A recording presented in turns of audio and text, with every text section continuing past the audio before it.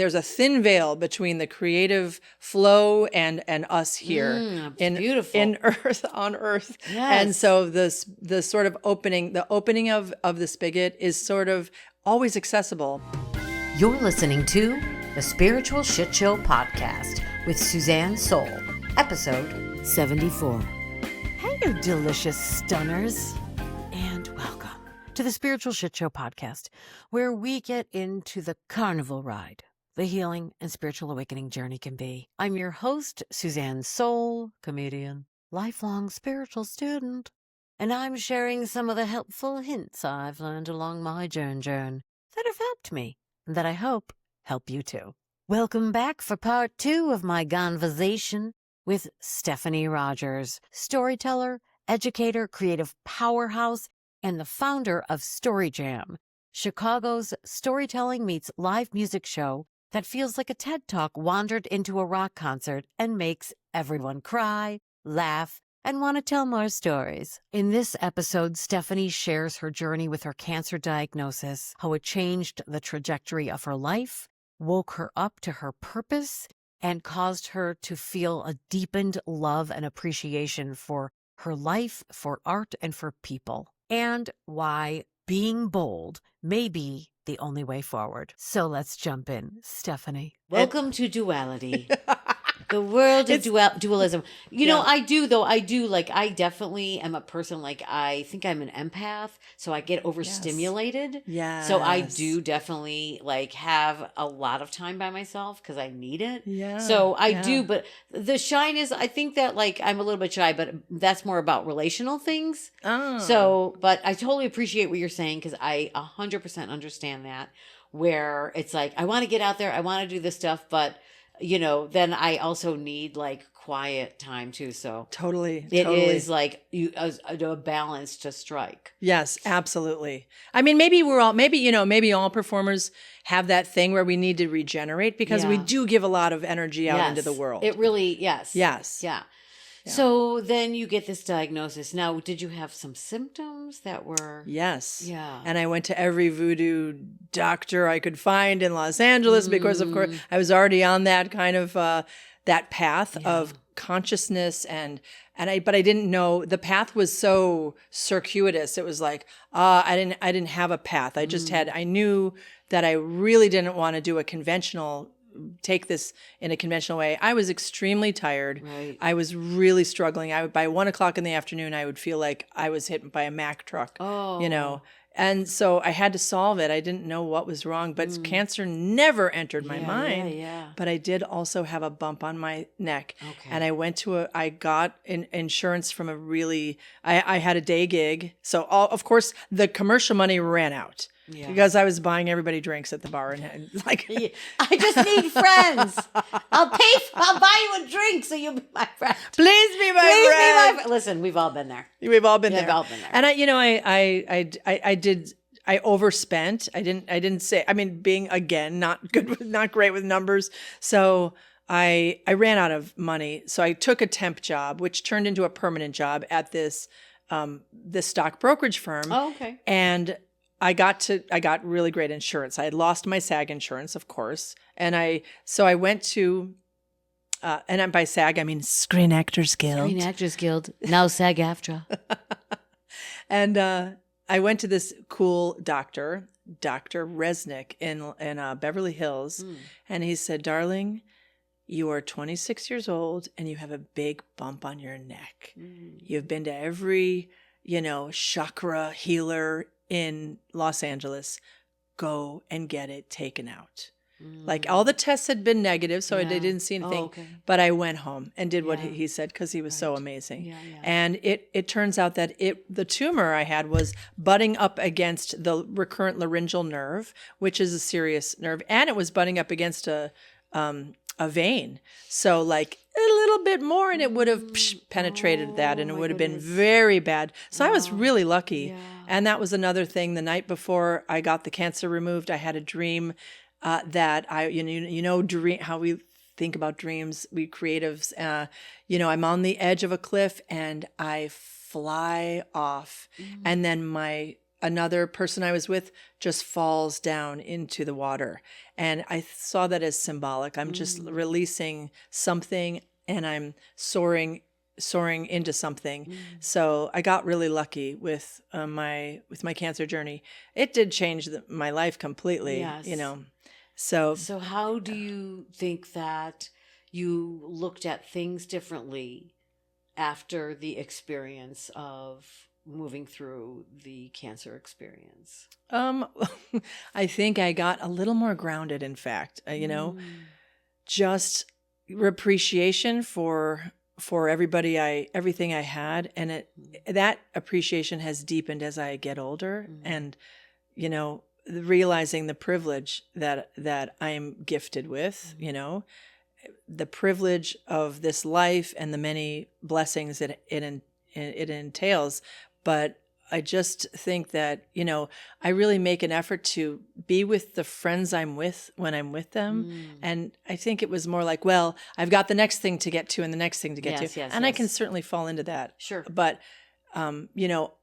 people are more important to me than things, and people are more important to me.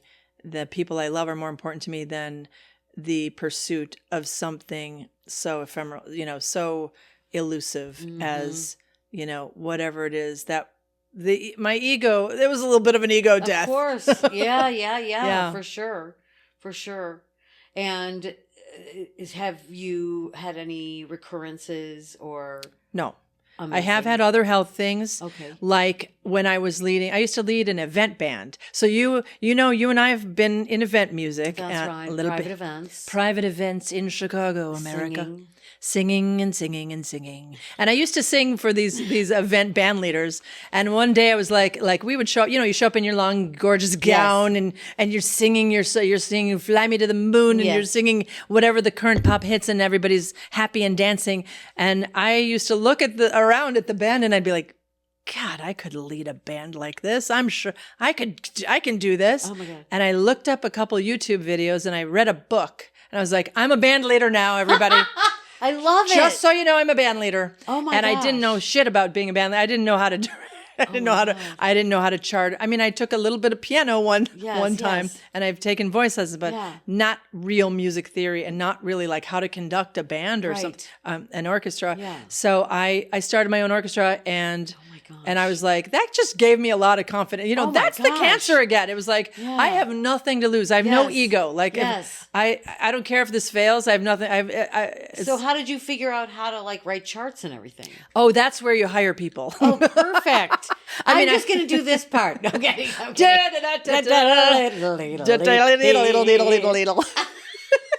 No, I did learn the basics in writing charts. I of course I learned how to read charts and write charts and stuff. Yeah. But I had two benevolent mentors who gave me a lot of charts. I bought other charts from bands and I amalgamated like a whole bunch of like 800 songs that just came together somehow. And if I needed a song charted, a real chart, I would definitely find someone who could do it. Yes. Right? Yeah. I mean, that's extraordinary. Yeah. Seriously. It takes a long time to, that's a whole skill that you need. Yes, but I'm just saying, as far as you looking around and being like, I could do this. Yeah. And then doing it. I know. Incredible. The audacity. I love the audacity. I'm an audacious person. Yes. Now, did you call it the Stephanie Rogers Band? I sure did. Of course I did. I was going to at first. I was like, I'll call it like Voodoo Hippies. And I'm like, no, that won't work. I need a band. And everybody uses their name. But, I didn't want to be something like, Jello or, like you're not, it's not me. I love it. And plus, you're like a walking advertisement for your band. Well, if they see us and they like us, they'll find us somehow, I guess. But then that band ran for 15 years. I was a band leader for a good 15 years. Wow. Yeah, I faked my way through that very well for a long time. But that's incredible. It was really fun. And I don't know many female band leaders, by the way. Well, Sarah Marie Young is one of them. Okay, yes, there are some. There are a few. There are a few now. But then, there weren't a lot. I don't think there were a lot. So, but then unfortunately, I was on a gig. We had a new sound team, big speakers, big monitors facing us, bringing the sound back to us. And I got blasted in the ears and I got debilitating tinnitus. Oh, no. And a lot of band leaders have it, but not everyone can deal with it. And I could not deal with it. So it was absolutely overwhelming.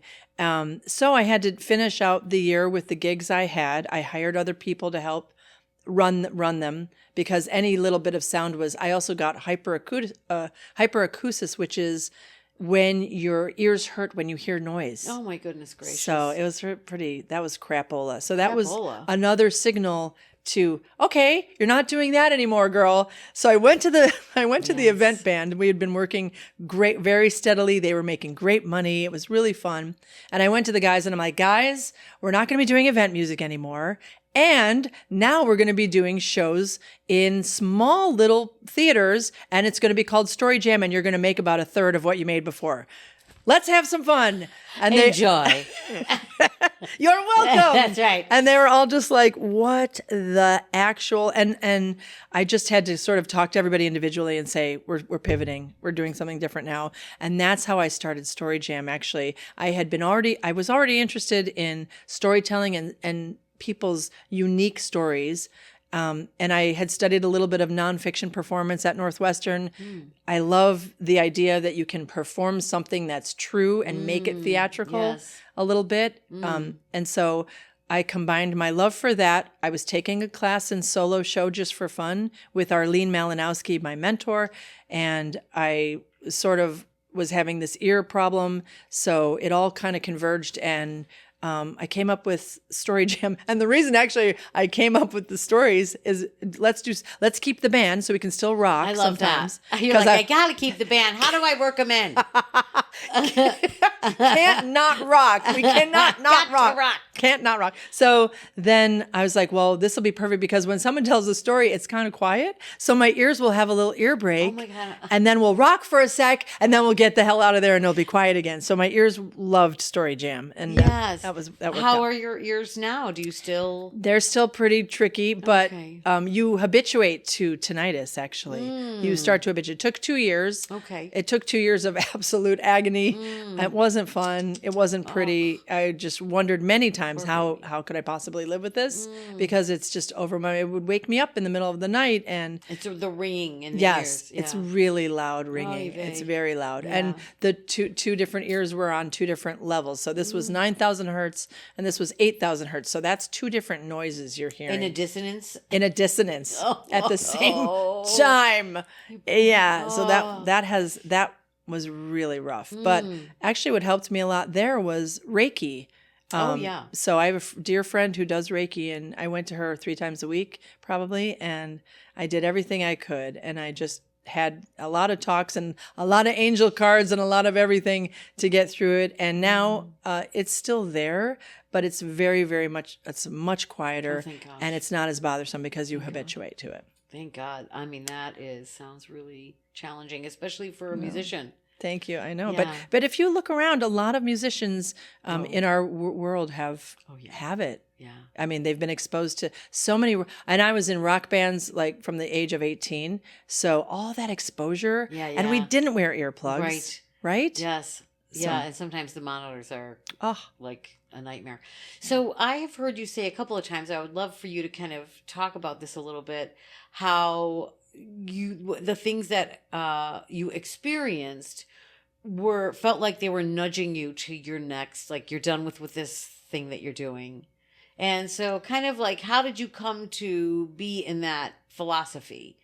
Oh, I've only recently come to buy it. I've heard it a lot before, and I've noticed it in my life that, gee, I wanted to be a movie star. That didn't work out. Gee, I wanted to be an event band leader for the rest of my life. That didn't work out. And those little things, those are 2 of many examples, but those little things, noticing that just life puts a blockade in front of you, and you got to work around it. You've got to pivot. You've got to turn the other way and go down another road. I've noticed that, but now that I'm discovering that it's actually been my life path. And it's probably everybody's life path is like, okay, you're walking this way, you're on this linear progression. I'm going to do this. I'm going to get my degree and I'm going to, but that maybe doesn't go that way. And so like, just based on what your view or your perspective is, what do you think the difference is between someone who's like going through challenges or struggles, like pursuing something that is in their heart or in their goals, and knowing, hey, this is redirecting me? Yes. I think that our biggest challenges are our biggest gifts.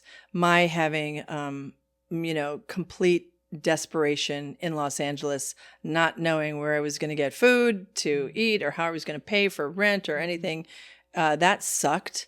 But it also was this great gift. Cancer was a great gift.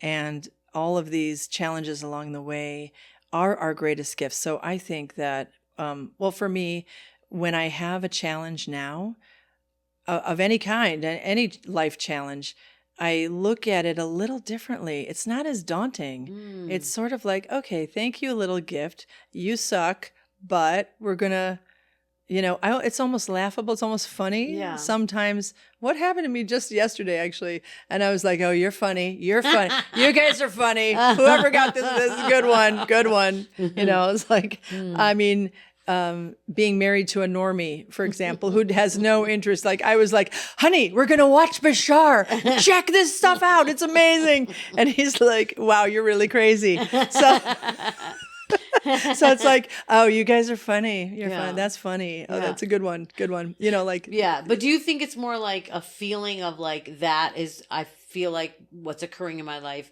is a message to me to redirect? Yes. As opposed to, this is a challenge I'm experiencing while I'm working on this thing that I'm working on, and that's a challenge. Don't redirect on that. Well, one. sometimes it's a redirect, and sometimes it's okay, you can get through this and break down that wall, girl. Yeah. You got this. But that is all to me driven by what is in the heart and the desire. Like if the desire is, I've got to break this wall down right now.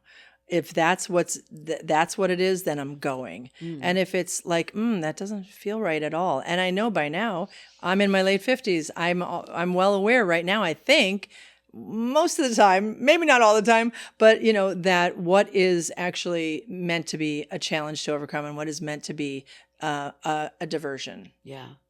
So basically what I'm hearing is like, you feel it. Yeah. When the thing is happening, you're like, this is a challenge. I got to keep going forward. Or, yes, I've gotten the message. It's time to redirect. Yes. I think that's so important. And it's challenging sometimes to know the difference. I think, if you're really struggling in something and you're like, but I hear what you're saying, and it's kind of inspiring to know that, to think of the idea of, let me feel into myself. Yes. And see how I'm seeing the situation. Is this you got this, keep going? Or is this hey. Right. Time Let's to let go. Time to let go.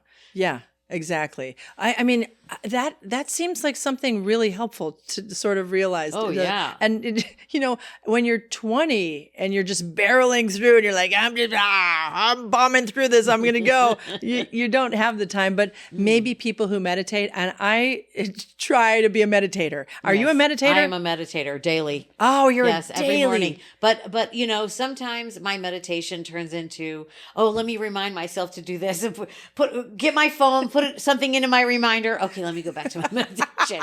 Oh, wait, this other thing I got to remember to do today. And then, sometimes it's like that. Sometimes it's like that. It's not always perfect. But I heard some Buddhist monk on TV, on a podcast recently say that, well, you should embrace those moments where you're thinking what you should do, because that's like what you're working against. And you always need the duality. You always need something to work against to get better. And maybe next time you go further and you bump up again, and then you go further and you come back and you go. So that's true. But my meditation practice is always like, I won't call it a meditation practice. That's good. That's a little ambitious, but I would say do try to meditate and check in, and that find that guidance. And most of the time I'm just so used to just being such a floater and so ethereal already, and not really logical that it's already on all the time. In fact, if I'm writing a song for Story Jam, I know, or doing anything creative, I just turn on a spigot. It's like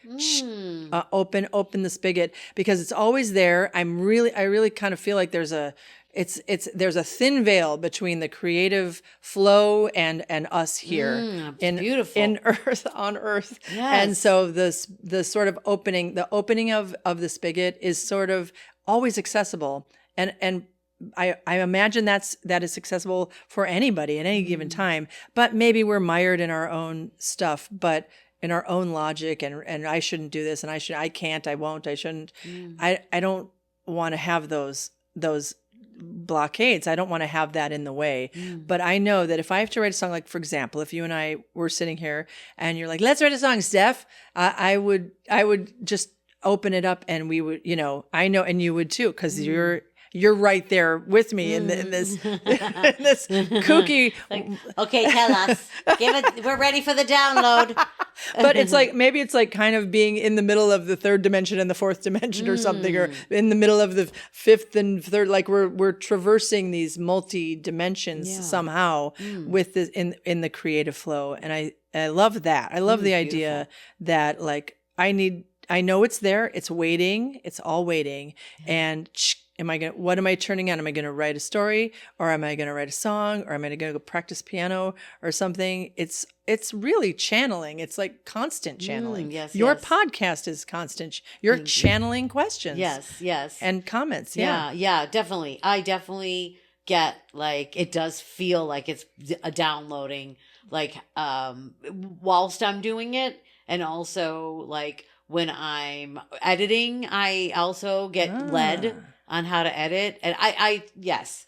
And writing, if I do a solo episode, working on those. Your writing is amazing. Your writing. Oh my gosh, thank you so much. You know, and honestly, Appreciate your that. singing is amazing. When I first saw you sing, I was like, who is this creature? You were magical. Oh my God, I thank know. you. I don't know. You if are know. an amazing singer, and I'm an amazing talent. So that's why I wanted to get in touch with you, because I was like, she's so cool and talented. I'm talented too. And what you're doing is just so, I don't know. I think something that I've caught from you, even though like we only like met each other, we can't figure out where, but we remember we somewhere. did. That's how, but I see your work on the Facebook and on the socials, and I just love your boldness. Oh, thanks. I absolutely love it. It's funny because it is totally devoid of logic. It's like it's in the same family as like, let's open the spigot. It's just like, I have nothing to lose. I don't care. I will suck at things sometimes. I'm not going to be happy with every show. I'm not going to be happy with every performance, with every note I hit, and it doesn't stop me. I think it can stop us sometimes, that stuff, right? Yes, it's something I really work with, perfectionism. Really?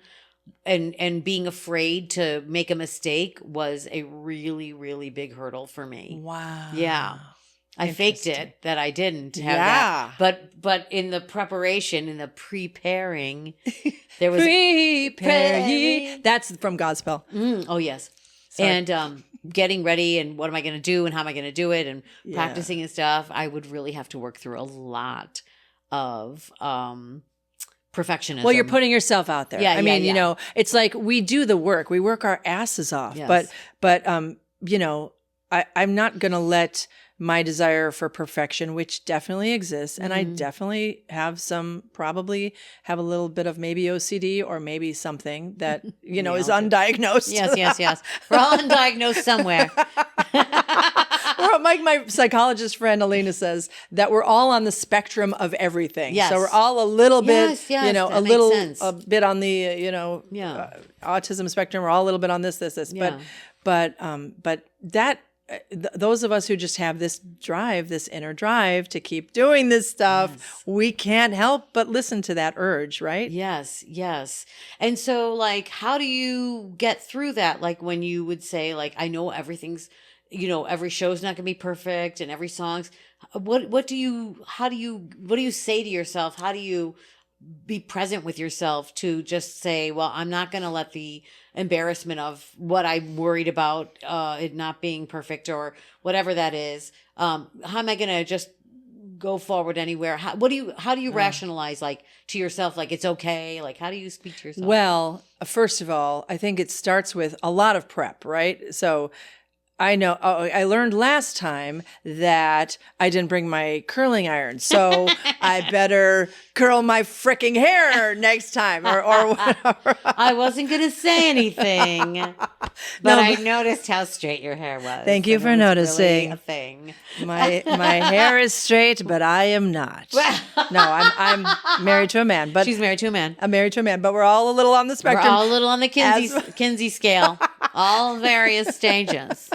But you learn from the last time what happened that, I guess if you really want to, I hate it. I hate that part of it. I hate going back and looking back and seeing the videos and saying, oh shit, I talked too much in this section. Right. So every single time gets better and better. Story Jams, we've been at it for 11 years. Wow. I know that I can't talk too much now. I know that I've just got to shut up and get the show moving. Okay. That's been a little bit of a challenge in the past. And I know that we have to know our songs like nobody's business. Sarah Marie Young, again, we bring her up. She taught me not too long ago that it's better to memorize your lyrics. Yes. You connect more with the audience. Yes. So that's something we jobbers, when you're singing 40 songs a night or 50 songs, that's you're hard. like, I don't know the words to I Will Survive. I must have them in front of me. Of course, you and I both know the words to I Will Survive. Right. Bad example. But I need the words because just in case. It's a crutch. It is a crutch. It's a crutch, but we do know it. Yeah. But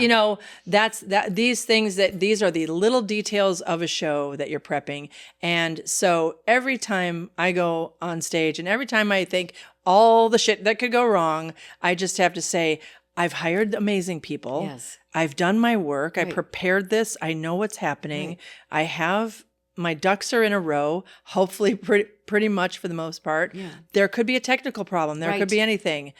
Let's roll with it. There was one time where our sound went out. We sang a cappella on stage. There was one time when someone hijacked my show and I did an open mic portion where I was like, hey, audience, let's do an open mic. That was a bad idea, but I've done it since, actually. Yeah. Where I did 10 minutes of open mic and I said, you have 1 minute to tell a story, give us a conflict and a resolution, and make it true and make it real. First person, go.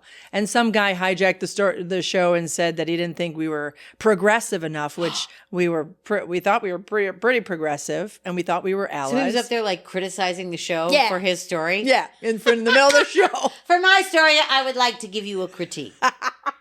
Like, didn't see that coming. And that's a wrap on part 2.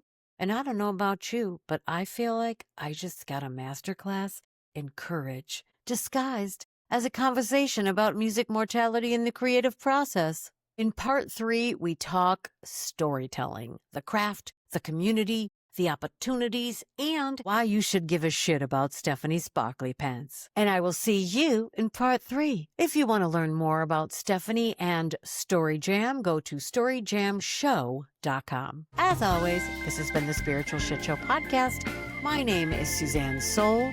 Thank you so motherfucking much for listening, and I will see you on the next one, darling. I say let's roll it.